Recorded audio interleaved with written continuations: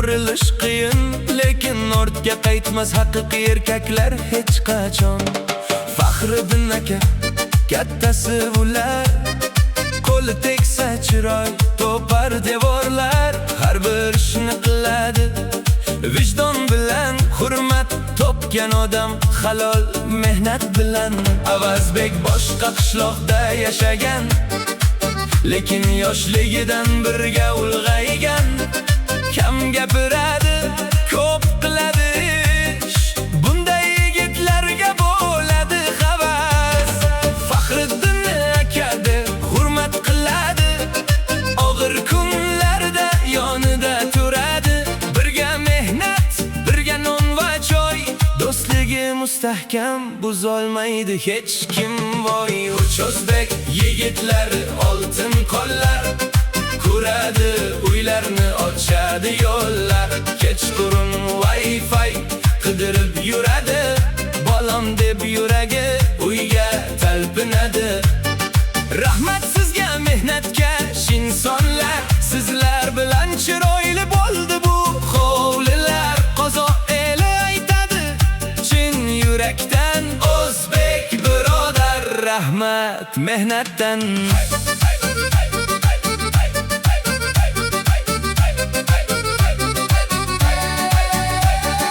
Abdulaziz hali yosh bo'lsa ham, ishda undan o'tadigani kam. Qo'llari chaqqon, ko'zi yonadi, oddiy uyni saroyga aylantiradi. Faqat quruvchi emas ular yo'q, oshpaz bo'lsa ham qiladi zo'r. Qozonda osh hidi butun mahalla, go'yo restoran kelganday bu yerga. Og'ir ishlardan keyin kulib o'tirar, ichida sog'inchni sekin yashirar. Telefon orqali bolasin ko'rsa, ko'ziga yosh kelar, ba'zan kechqurun asta. Tez orada uyga qaytadi ular, dalalar kutadi urug' va bahorlar. Faxriddin amachiga uy quradi yana, halol mehnat bilan o'tadi zamona. Alloh asrasin oilasini ham, farzandlarini, ota onasin ham. Yo'llari ochiq, rizqlari ko'p bo'lsin, yaxshi insonlarning umri uzun bo'lsin. Rahmat sizga insoniylik uchun, rahmat sizga og'ir mehnat uchun. Mening uyimni chiroyli qildingiz, orzularimni haqiqatga aylantirdingiz. Uchozbek yigitlari chin erkaklar, yuragi toza, qo'llari mehnatkashlar. Namangandan chiqqan oddiy insonlar, lekin hurmatga loyiq haqiqiy yigitlar.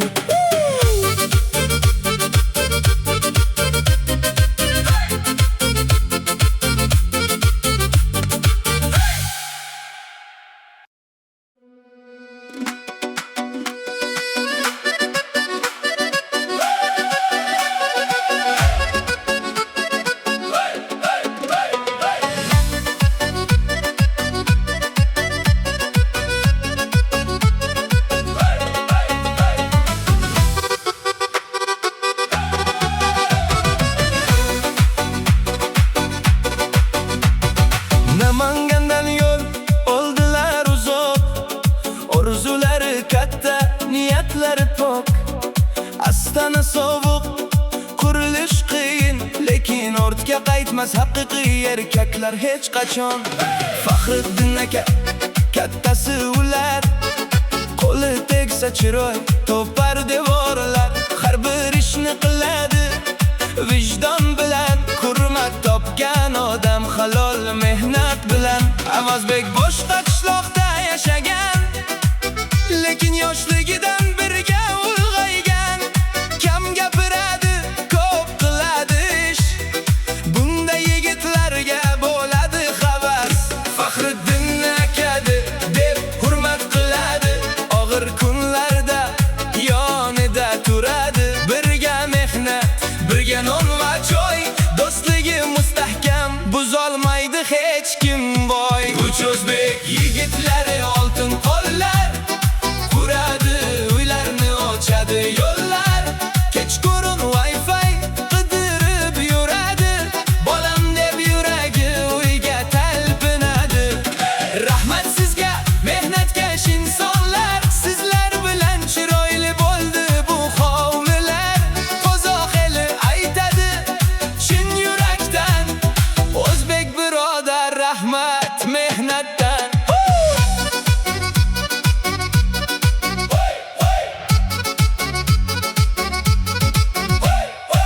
Abdulaziz hali yosh bo'lsa ham ishda undan o'tadigani kam. Qo'llari chaqqon, ko'zi yonadi, oddiy uyini saroyga aylantiradi. Faqat quruvchi emas ular, yo'q, oshpaz bo'lsa ham qiladi zo'r. Qozonda osh hidi butun mahalla, go'yo restoran kelganday bu yerga. Og'ir ishlardan keyin kulib o'tirar, ichida sog'inchni sekin yashirar. Telefon orqali bolasing ko'rsa, ko'ziga yosh kelar, ba'zan kechqurun asta.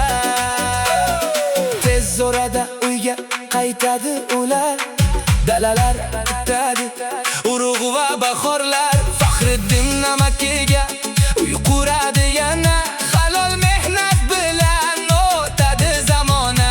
Alloh asrasin oilasini ham, farzandlarini, ota-onasin ham. Yo'llari ochiq, rizqlari ko'p bo'lsin, yaxshi insonlarning umri uzun bo'lsin. Rahmat sizga insoniylik uchun, rahmat sizga og'ir mehnat uchun.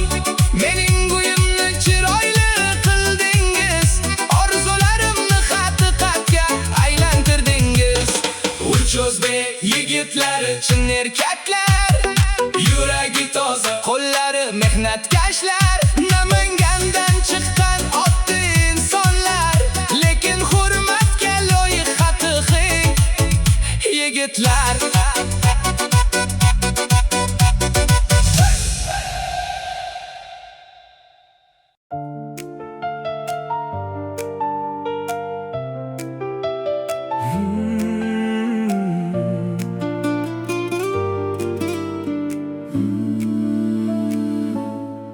Из Намангана путь держали в Казахстан.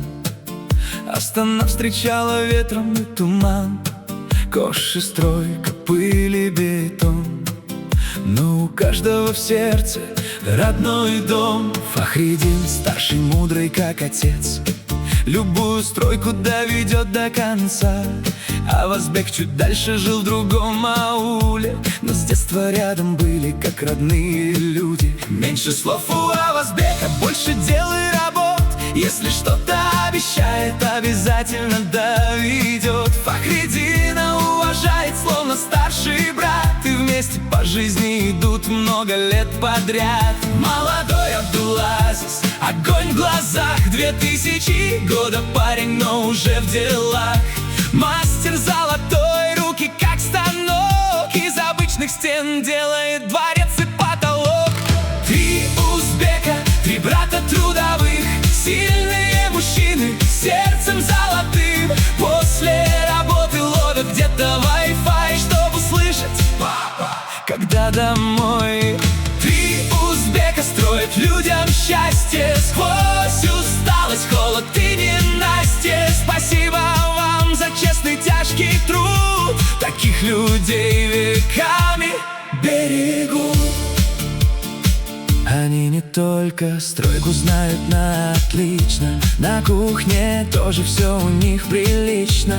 Из ничего устроят дастархан такой, как будто шеф приехал дорогой. Казан кипит, пахнет пловом весь район. Братья шутят после тяжелых работ, но ночью снова тихая тоска. По детям, по родным, по дому далека. Фахриддин скоро едет помогать родне. Дядя новый дом поднимет на земле, а потом посевная, главный их сезон. Трудом живет простой узбекский дом. Пусть Аллах хранит семьи и детей, матерей, жены добрых всех людей. Пусть дорога будет легкой у ребят, и всегда их дома с любовью ждут назад. Три узбека, человечность и добро, настоящие мужчины, вот и все от души.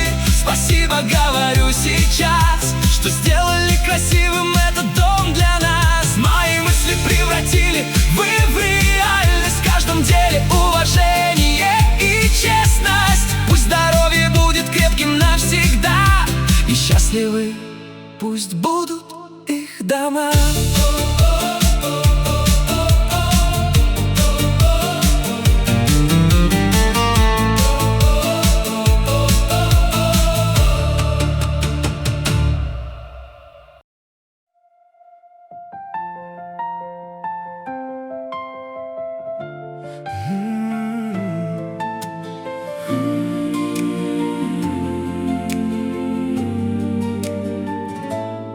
Из Намангана путь держали в Казахстан.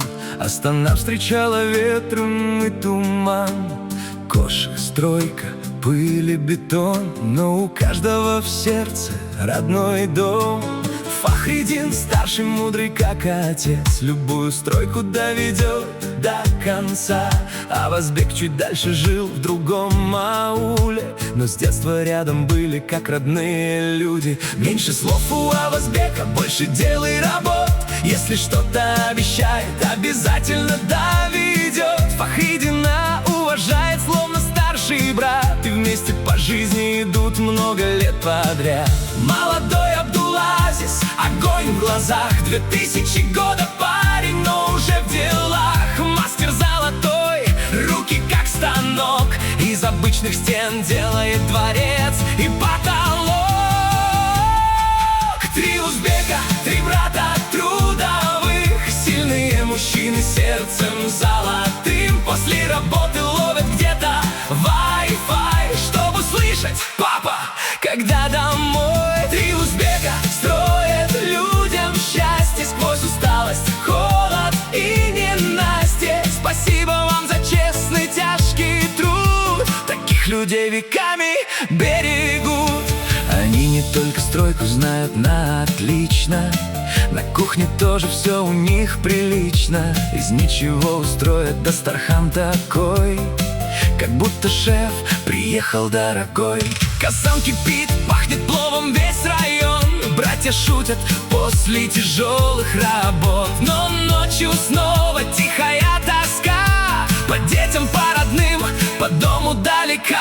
Фахридин скоро едет помогать родне.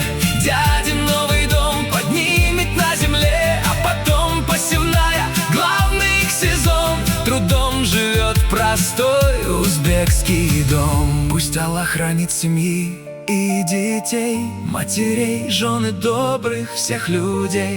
Пусть дорога будет легкой у ребят, и всегда их дома с любовью